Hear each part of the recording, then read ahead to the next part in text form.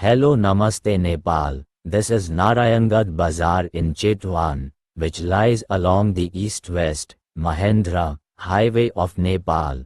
This city is also located in the central part of Nepal, and almost all vehicles coming from both the eastern and western parts of Nepal pass through Narayangarh Bazaar in Chitwan on their way to the northern direction towards the capital city, Kathmandu. But today, we are leaving Narayangarh Bazaar in Chitwan and heading a little west towards Gendakot Bazaar in Nabalparasi. This is the Narayani River, the largest river in Nepal. Just look at how beautiful it is. The view from the bridge is amazing. The markets around, the forests on the hills above, and the clean, blue water flowing in the Narayani River. It's truly a pleasure to behold, and both the body and the mind feel a sense of joy. This bridge, built over the Narayani River, sees thousands of vehicles crossing daily in both east-west and north-south directions. The Narayani River also serves as a boundary separating two districts, Chitwan and Nabalparasi. To the east of the river is Chitwan, and to the west is Nabalparasi. Currently, we are heading towards the western side, which is Nabalparasi.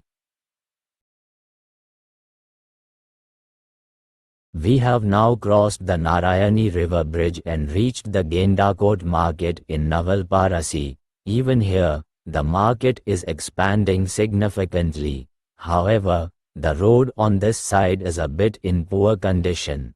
The road is bad, making it difficult for vehicles to move. There are potholes, muddy patches, rough stone-filled areas, and dusty roads. In some places, there is also a paved road, because currently, the construction of a road from Chitwan Narayangarh to Batal Market, which is about 114 kilometers long, is underway.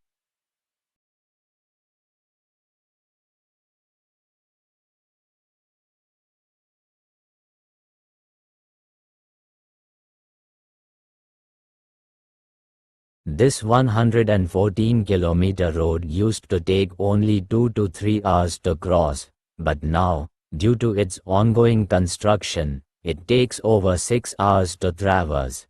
Whether it's due to the negligence of contractors, Nepal's unstable political system, or some other reason, it has taken an unexpectedly long time to complete such a short stretch of road.